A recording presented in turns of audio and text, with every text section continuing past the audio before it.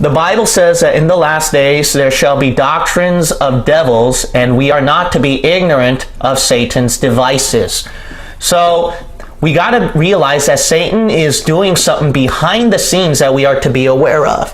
And I'm sure a lot of people heard of this before, conspiracy theories. It's all over online.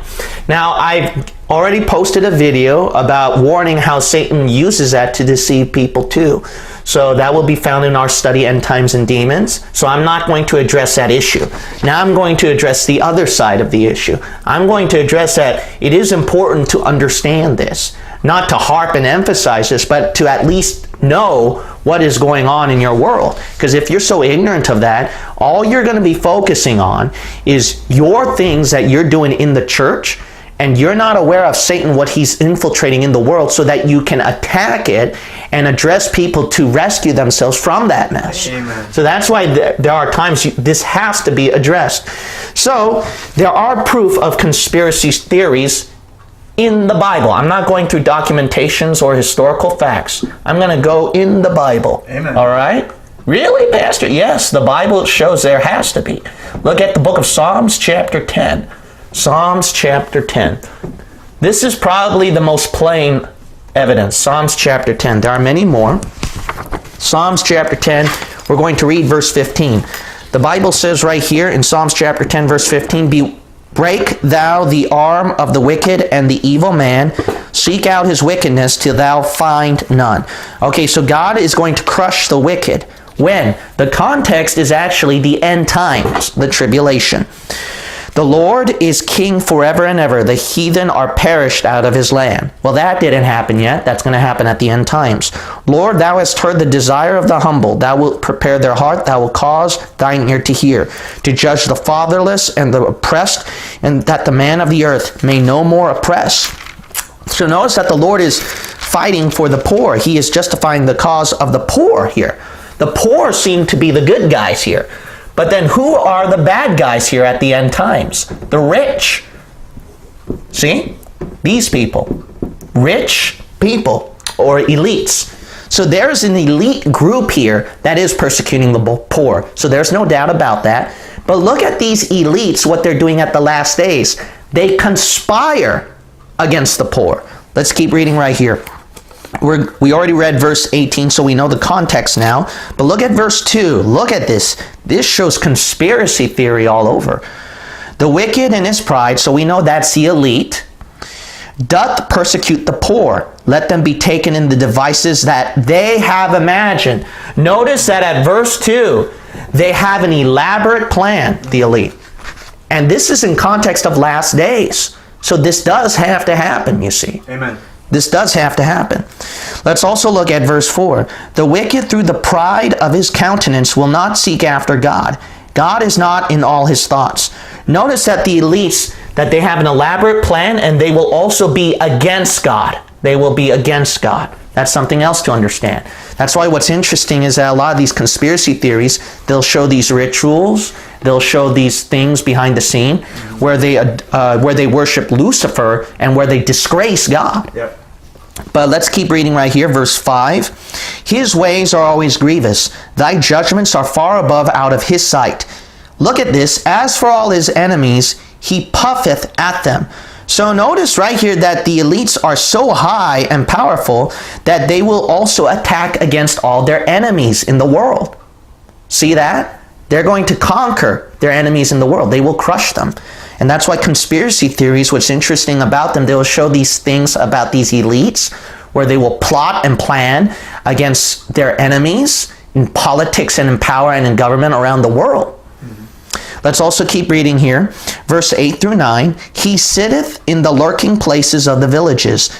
Look at this. In the secret places doth he murder the innocent. His eyes are privily set against the poor. He lieth in wait secretly as a lion in his den. He lieth in wait to catch the poor. He doth catch the poor when he draweth him into his net. So notice here that the elite, they're known for, see, what does conspiracy mean? It's to plot in secret to cause harm and injury to a person. Notice right here, they are causing harm and injury to the poor, and they have a plan. They conspire. They have a conspiracy doing it in secret to injure the poor and to even kill them. That's why what's interesting, a lot of these conspiracy theories, you see a lot of plots, assassinations, and even murders of what? The populace, the poor people. Amen. Let's also keep reading right here.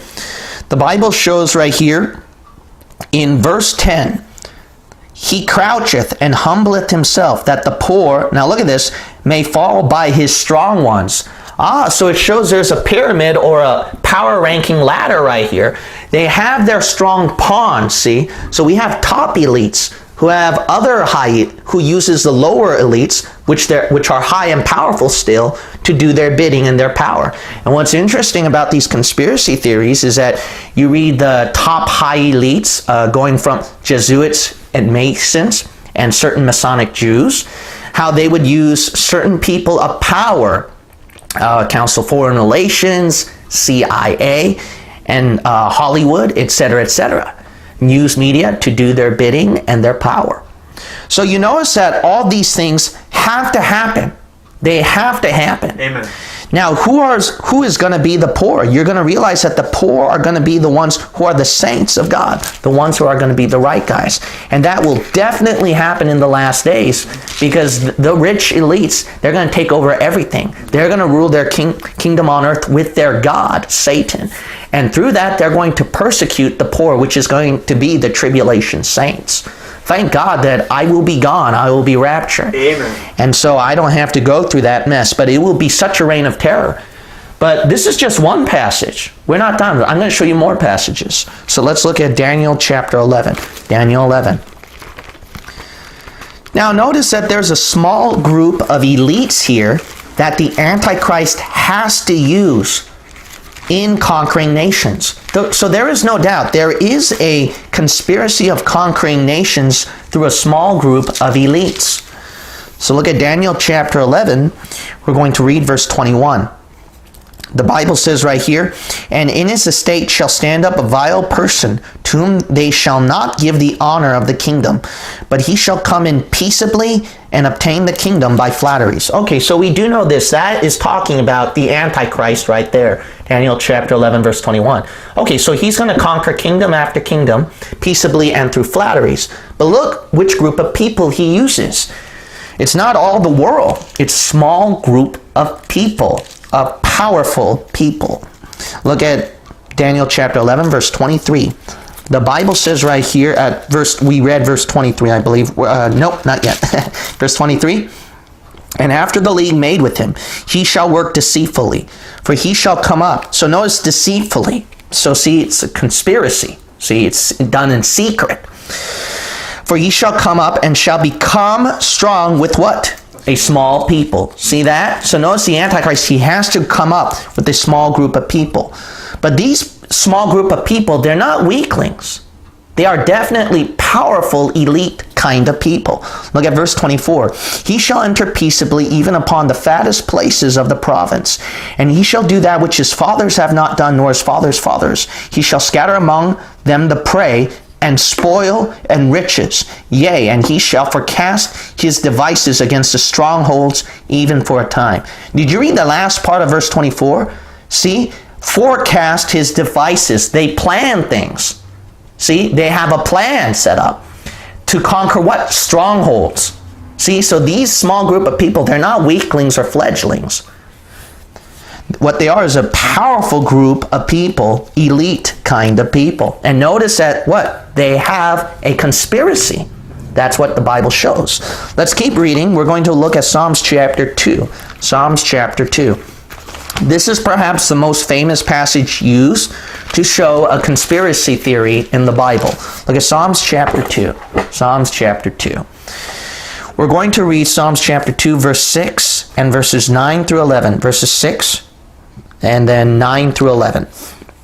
The Bible says right here, "Yet have I set my king upon my holy hill of Zion." Okay, so Jesus is now ruling in Israel. So there's no doubt this is talking about the last days. Let's keep reading verse 9. "Thou shalt break them with a rod of iron. Thou shalt dash them in pieces like a potter's vessels." So Jesus Christ is ruling over the kingdoms of the earth. He conquered these powerful people on the earth. Be wise now, therefore, O ye kings, be instructed, ye judges of the earth. Serve the Lord with fear and rejoice with trembling. Notice that, see, Jesus Christ is definitely ruling over these powerful leaders on the earth. There's no doubt about it. So these powerful leaders are now to serve God with fear and trembling. But what are these powerful leaders described to be as? It's interesting. Let's read verse 2. Look at what these powerful leaders do before Jesus Christ conquers them. Look at verse 2. The kings of the earth, okay, the same powerful leaders.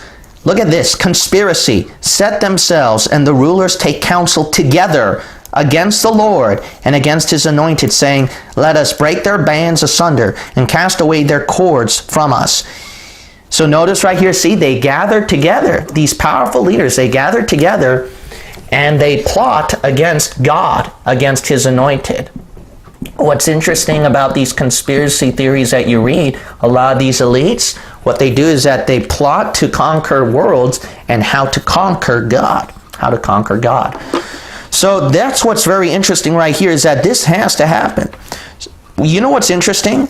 Is that it says the kings of the earth set themselves together, right? Mm-hmm. You'll notice that back at verses 6, 7, 8, 9, 10, and 11, all these kings of different nations around the earth. Who are the nations of the powerful leaders today? The United Nations. That's United right. Nations. Definitely they will go against God. Yep. And they plot and they conspire. And they will go against God. So that's why there's no doubt that there is proof of conspiracies in the Bible of a powerful small group of people. Now, the exact details, though, of which certain powerful elites are not described here, and that's where you can find through history and through documented facts. But this one will help you immensely to be open-minded about conspiracy theories. You have to believe, according to the Bible, there is no doubt there is a small group of elites or powerful leaders or whatever that will go against God, and they conspire. They have a plan to conquer the world. If you believe that first, if you really believe that, if you don't believe that, see, then all the other documents and evidences, you'll just brush it off and try to critique it. But if you believe in this first, then you're going to be more open-minded to the documentations and historical facts. Now, not every detail is true, like I showed you in the last video, so you got to be careful of that, but I'm not going to expound that. The point of expounding today is that there's a proof of what? A powerful, small group of leaders who conspire against God and conquer the world. Now, what's interesting is that the words related to conspiracy in the Bible are found approximately 30 times, probably a little more. But you know what's interesting when you look at all the words related to conspiracy in the Bible? It matches a lot with these conspiracy theories you hear. One, conspiracy will relate to people going against Israel. Nehemiah chapter 4, verse 8. Mm-hmm. So thus, that's why you see a lot of anti-Semitism, Masonry Catholics who go against the Jews, working behind the scenes to conquer against Israel. That's why Israel, their own powerful elites, are plotting and planning to serve Satan, and they will betray their nation. That's right. And go against God. See, this is all preparing. Israel is a big play. Israel is a big play. So that's one of the words conspiracy found in the Bible. It will relate to people going against Israel, Nehemiah chapter 4, verse 8. Unbelievers attacking Christians, Acts chapter 23, verse 13.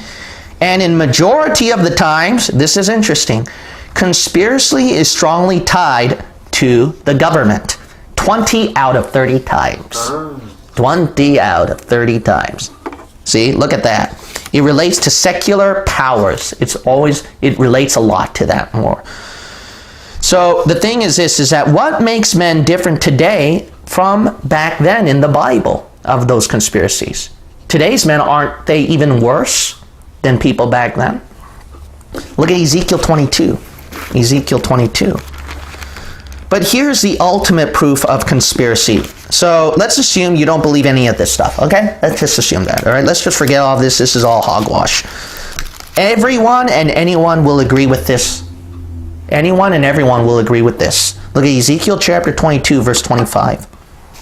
You know what God thinks? So this is what God thinks it's a conspiracy. Let's look what he thinks it's a conspiracy. You know what he automatically thinks it's a conspiracy? When you are spiritually leading astray souls. He automatically calls that a conspiracy. So when we expose the errors of modern versions, these false preachers, post-tribulation rapture doctrine, anti-Semitism, and then the Catholics and the Masons and all this stuff, even the politics and the powers, when we do all that, let's assume all those documentations are like that. God automatically thinks all those things are conspiracy. He automatically thinks that. You know why? Because all those things are spiritually leading astray souls. Look at this, Ezekiel chapter 22. And we're going to look at verse 25. The Bible says right here, there is a conspiracy. That's what God says. But what's a conspiracy? Of her prophets in the midst thereof, like a roaring lion, ravening the prey, they have devoured souls. They have taken the treasure and precious things. They have made her many widows in the midst thereof. Look at that. Automatically, God calls that conspiracy when it spiritually leads astray souls.